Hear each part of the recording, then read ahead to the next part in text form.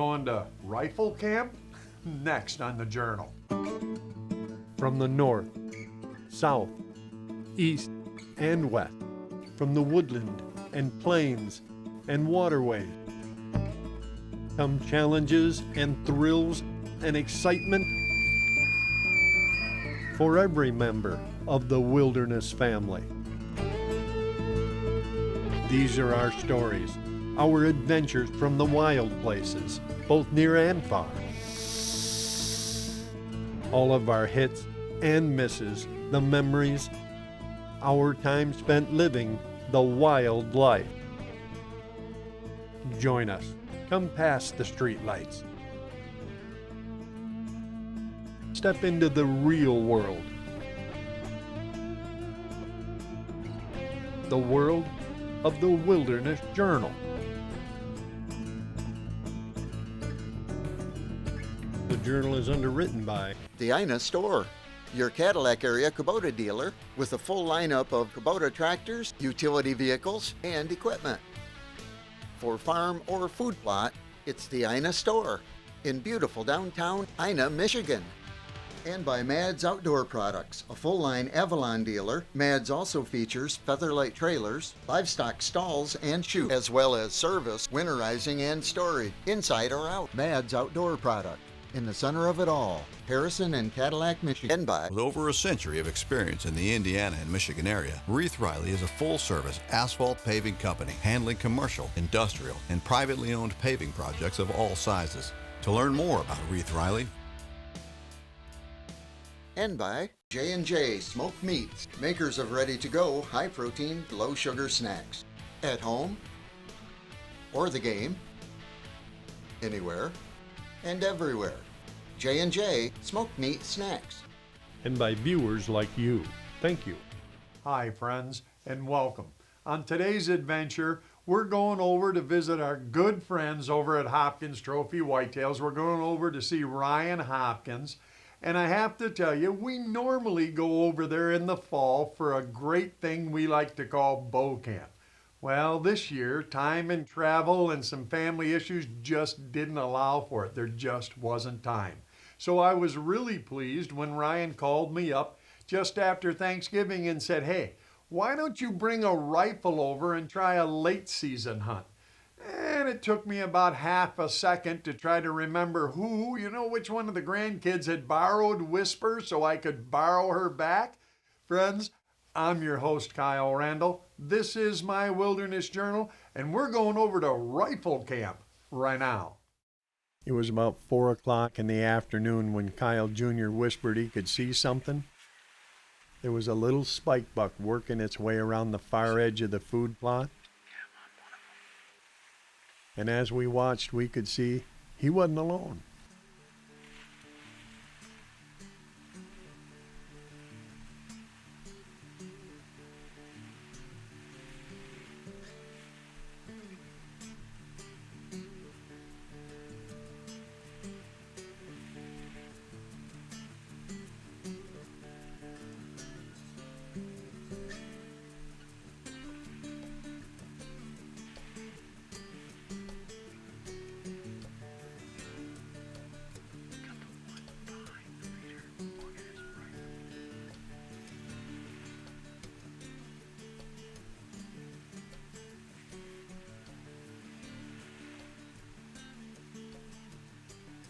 Three youngsters, including this 7-point, worked their way out over the far edge of the food plot. You could tell they were more than a little nervous.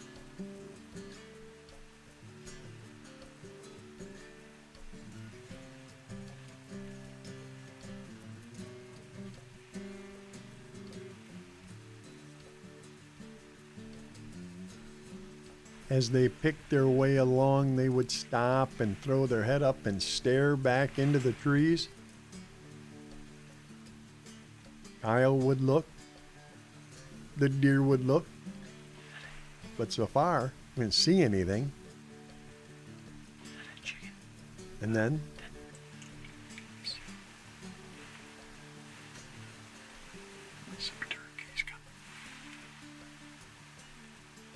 I could see what appeared to be a whole group of toms working their way into the food plot right at the deer. Is there a turkey coming? There's multiple turkeys. Good, just let them go.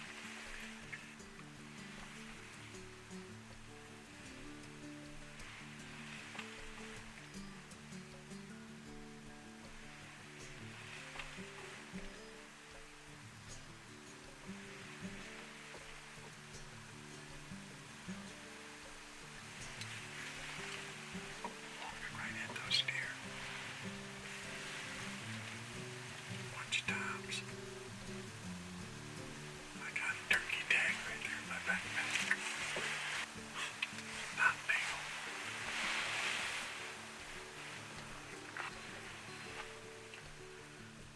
This was great entertainment, but I couldn't help but grimace a little. I had a fall turkey tag, unfortunately. That season was over a couple of 3 weeks ago, and when it was open, I couldn't find a bird nowhere.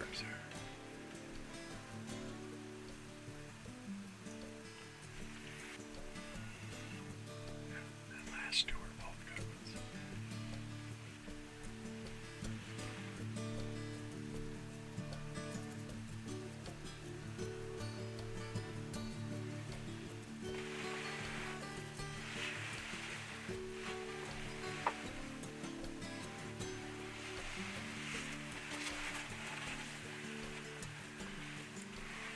The turkeys worked their way farther out into the food plot, and the bucks went back to feeding at least for a few minutes.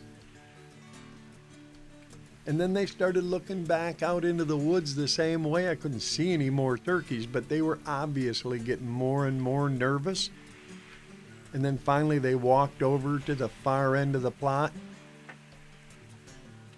stood there sniffing and looking, and then they just left. I don't know what was bothering them, but whatever it was bothering the turkeys too, because they all turned around and started picking their way out of the field as well.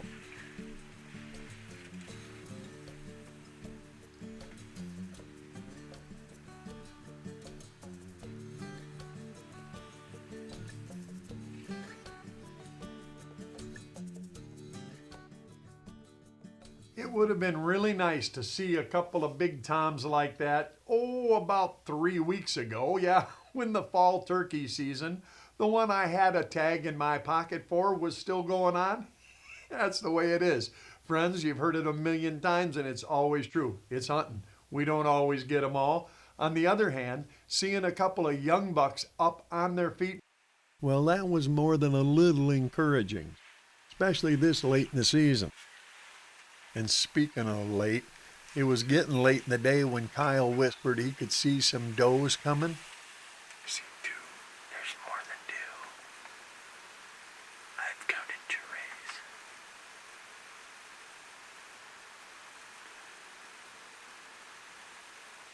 There's some more coming. Doe, it looks like two fawns. She's just standing there staring. She took off trotting to the right. You see the does? You see them coming? Yeah, I see them.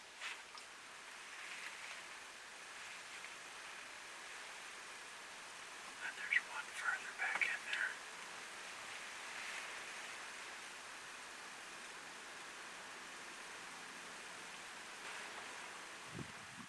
A doe and her two fawns worked their way out into the far edge of the food plot. And they too were pretty nervous. They took their sweet time getting in there, and when they finally did get out in the open, She's just standing there looking.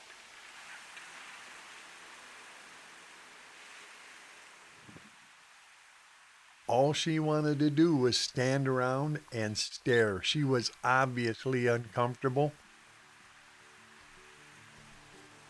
Of course she stopped.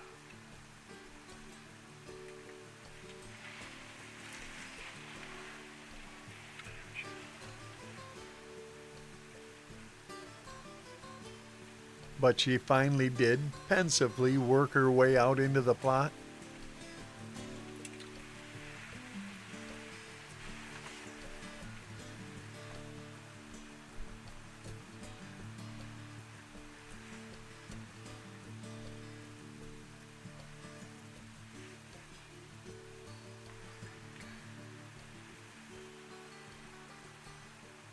And after coming out approximately 50 yards, her and her fawns decided, for whatever reason, to make a hard right turn and start heading back to the west. There she comes. Looks like she's doing exactly the same thing that the bucks did. Yeah, she's headed over there by that pine tree like them little bucks did. Kyle was right. That doe took her fawns almost exactly to the spot where those young bucks had been. And when she got there, she didn't seem any more comfortable than they did.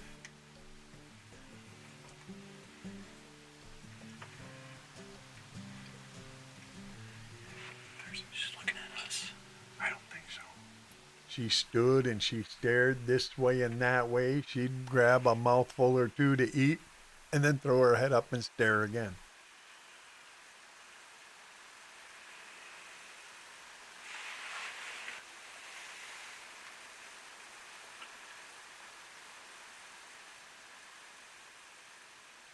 After what seemed like an eternity, she finally calmed down and one of her fawns actually worked its way over there next to her.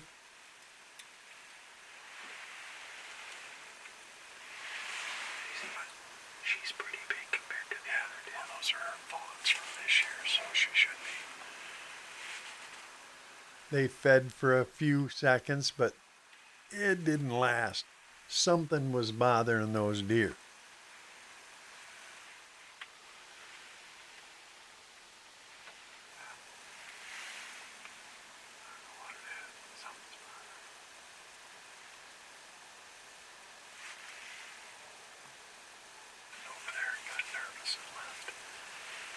That's what the bucks did to make us.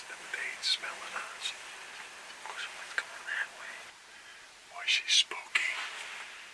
She is really spooky. She's just standing there looking. Something was going on. Something was circling this field. When you've been doing this as long as I have, friends, you can just tell. There's a coyote or something. We didn't spook those deer. The wind was from them to us, and we certainly weren't making a bunch of noise. Something was bothering them. They did go back there and stare, though, in the exact same direction as those young bucks had before them, although I was fairly certain this time, they weren't staring at turkeys. And I remember it was about then what they were staring at showed up. There's a bigger buck. I don't know what it is, but it's a mature buck. There one's coming out. Yeah, it looks pretty good. I'm gonna go ahead and open this window.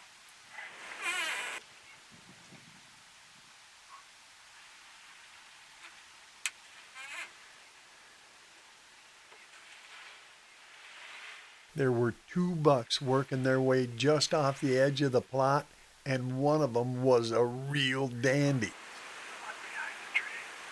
No, the one closest to behind him. Let's go on to the right. That's a shoot. Of course, he was the one hanging back in the brush, scent checking and looking, but he wasn't coming anywhere near that field. At least not yet. He was slowly working his way off to the east.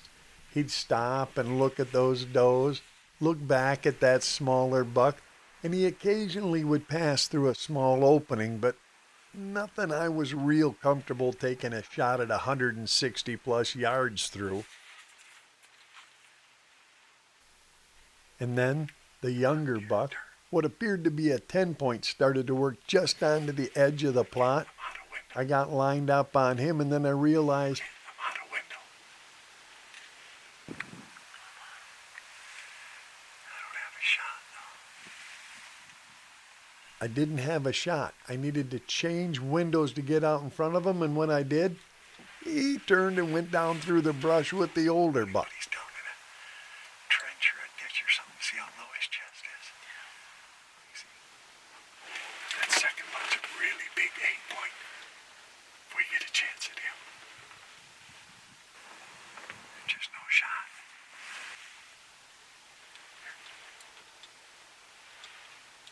They're going down through the trees. Looks like they're leaving. I think at least.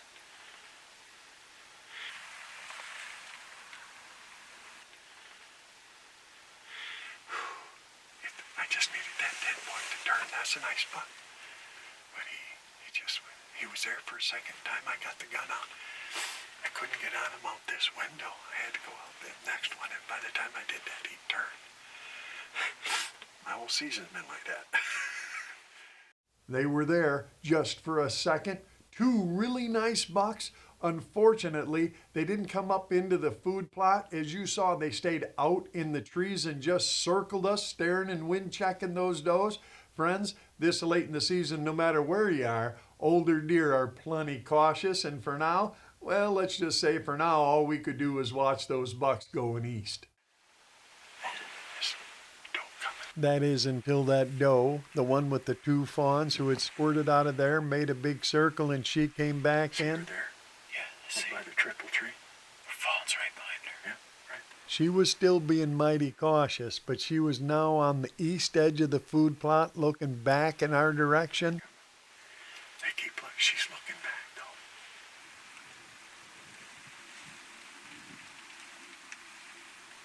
Bucks are just cruising, looking for the first new fawn. And for the second run to start. That's why they're all together like that.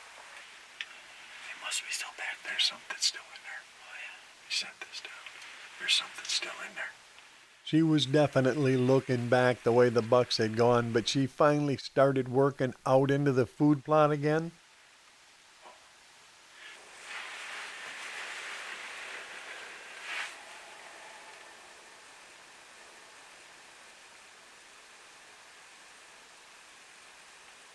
And then I saw him.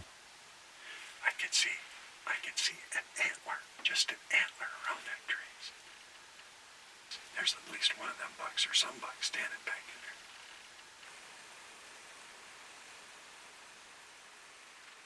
there. Down through the trees, I could occasionally make out an antler or the side of a deer, a leg.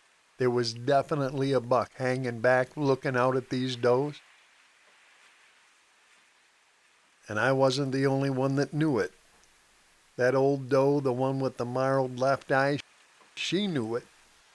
Maybe they'll follow those does. Yeah. He's looking.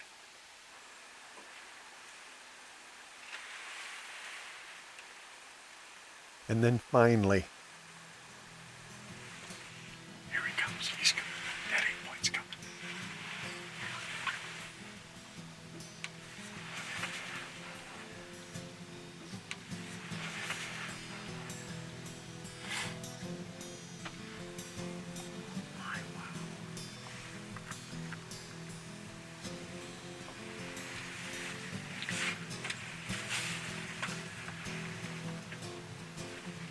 Whenever you're ready. Come on. Coming straight in. If he turns, we're gonna try. We're gonna wait for him to turn sideways.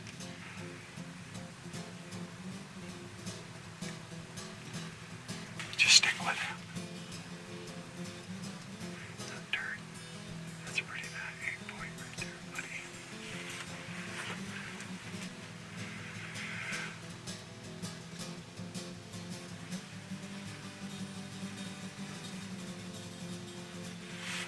I got the same problem. I gotta go to the other window. All right.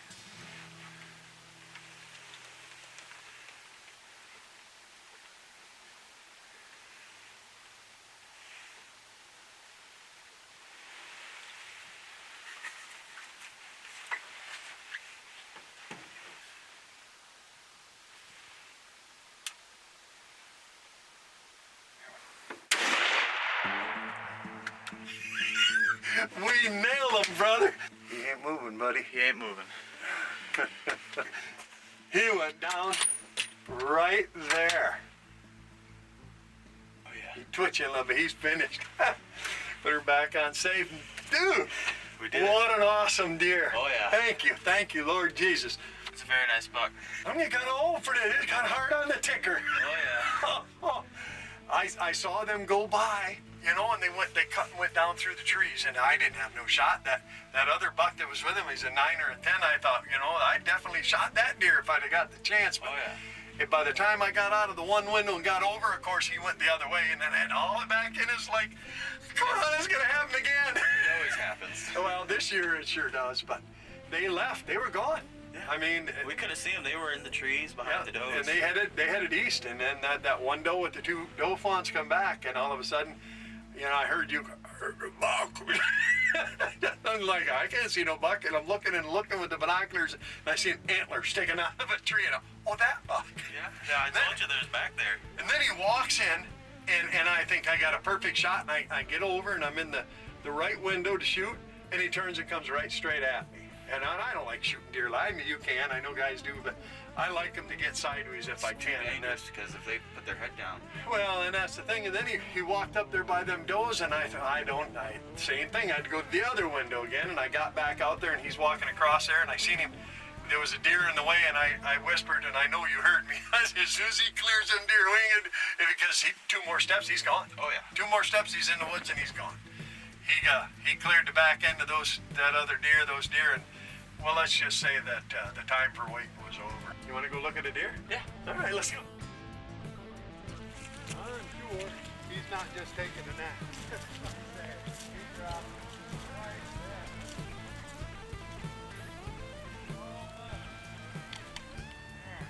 Hold that out. That is a gorgeous buck. Look at that. That's an 9. He's got this little extra brow time, but I tell you what, He's beautiful. big, long 10-inch G2s and 3. That is a smoker, buddy. And this late in the year, to come on one like that, ain't broken, it's quite a gift, I tell you. Oh, yeah. Thank you, Lord Jesus. Wow, what a gorgeous, gorgeous buck. And thank you, Hopkins, everybody. You know, we normally come here and do a bow camp, and I love doing that here. But this year, it just couldn't happen. We just could not get here. And then he called up and he said, hey, you know, why don't you come over? I know you know how to shoot a rifle. And I said, me? And he said, well, maybe get Kyle Jr. or Ian or maybe Caitlin to give you some lessons. Why don't you come on over and try it in the late season? And you know what? I'm thinking that's a good call. Oh, yeah. It obviously worked out. Obviously, look at that thing. I mean, to tell you, that's a big old good one. Now, them are all at 10 inches. That is a beauty. Oh, of yeah. an old 3 or 4 year buck. This is hunting at Hopkins. You know, you can make it whatever you want it to be. Mm-hmm. And I love coming here. We've known them forever. I think the first time Ryan and I ever hunted together, he was in short pants. You know, because he's only like 25 or ish now. Yeah. Don't tell Liv that. But I really appreciate that, and I appreciate you, buddy. Thank you so much for coming and helping out and being there. It always makes it special when you got somebody to share it with, and I thank you. I enjoyed it. Thank you. It was some exciting, wasn't it? Oh, yeah. Wow. My friends, that was a gorgeous buck and a truly fun and exciting trip. I do want to thank Kyle Jr. for going with me and doing some of the heavy lifting. It's always more fun when you take somebody like a grandson along. And I want to thank Ryan Hopkins and everybody over at Hopkins as well. We have been working with the Hopkins family for a really long time, and they're always so kind and gracious. This place really is whatever you make it. And I hope that some of you and your grandkids, your grandson, granddaughter, grandpa, the dog, whoever got out there, and I hope you're still getting out there. The out-of-doors is the perfect family place, and when you can share an exciting trip like that, well, let's just say that's how we start a good memory. Hey, I hope we see some of you out there doing it. I hope you and yours are dragging in a big old buck of your own, and if you are, well, you know we're going to stop and share that cup and a fire, maybe tell a deer story or two. And if I don't see you out there, friends, well, certainly we'll be waiting right back here so we can share another adventure from my wilderness journal.